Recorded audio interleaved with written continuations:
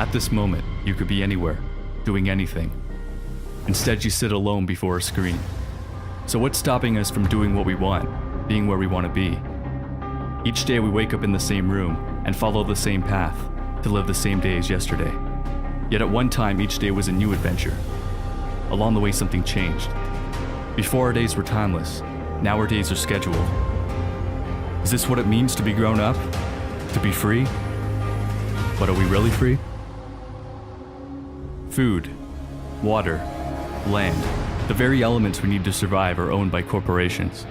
There's no food for us on trees, no fresh water in streams, no land to build a home. If you try and take what the earth provides, you'll be locked away. So we obey their rules. We discover the world through a textbook.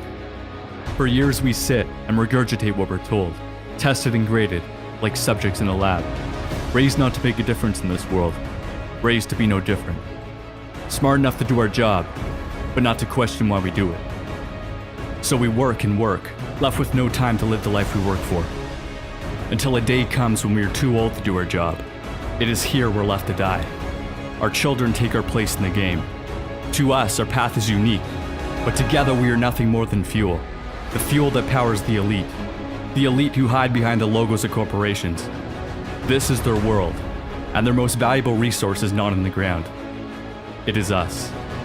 We build their cities, we run their machines, we fight their wars. After all, money isn't what drives them, it's power. Money is simply the tool they use to control us. Worthless pieces of paper we depend on to feed us, move us, entertain us. They gave us money, and in return, we gave them the world. Where there are trees that cleaned our air, are now factories that poison it. Where there was water to drink, is toxic waste that stinks. Where animals ran free, are factory farms where they are born and slaughtered endlessly for our satisfaction. Over 1 billion people are starving, despite us having enough food for everybody. Where does it all go? 70% of the grain we grow is fed to the animals you eat for dinner. Why help the starving? You can't profit off them. We are like a plague sweeping the earth, tearing apart the very environment that allows us to live. We see everything as something to be sold, as an object to be owned. But what happens when we have polluted the last river, poisoned the last breath of air, have no oil for the trucks that bring us our food? When will we realize money can't be eaten, that it has no value? We aren't destroying the planet, we're destroying all life on it. Every year, thousands of species go extinct, and time is running out before we're next. If you live in America, there's a 41% chance you'll get cancer. Heart disease will kill 1 out of 3 Americans. We take prescription drugs to deal with these problems, but medical care is the 3rd leading cause of death, behind cancer and heart disease. We're told everything can be solved by throwing money at scientists so they can discover a pill to make our problems go away. But the drug companies and cancer societies rely on our suffering to make a profit.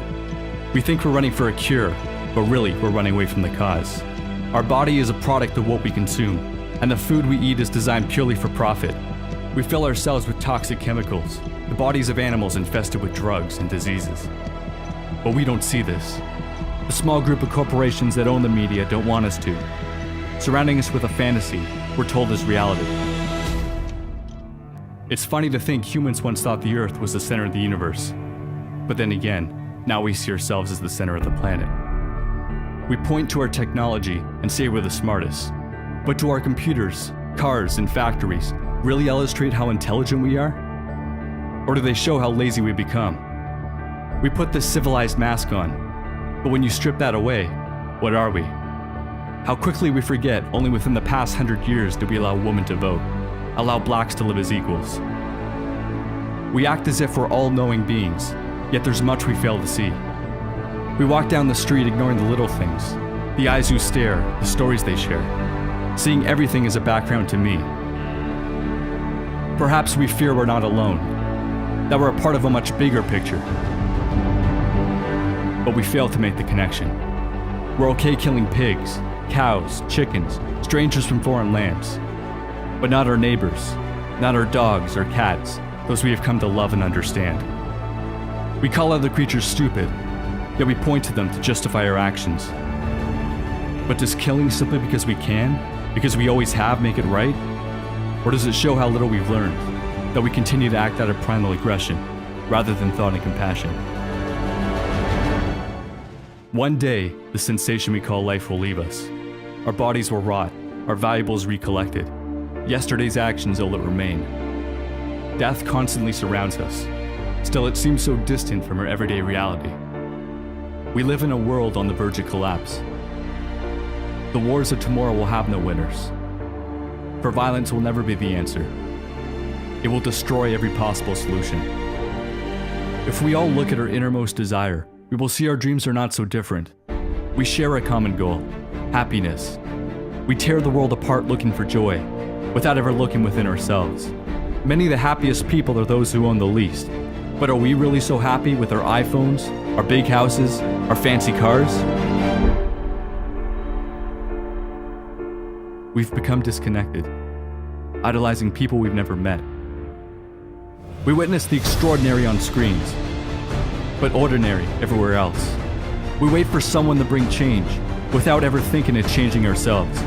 Presidential elections might as well be a coin toss. It's two sides of the same coin. We choose which face we want, and the illusion of choice, of change is created. But the world remains the same. We fail to realize the politicians don't serve us. They serve those who fund them in the power. We need leaders, not politicians. But in this world of followers, we have forgotten to lead ourselves. Stop waiting for change, and be the change you want to see. We didn't get to this point by sitting on our asses. The human race survived not because we are the fastest or the strongest, but because we work together. We have mastered the act of killing. Now let's master the joy of living.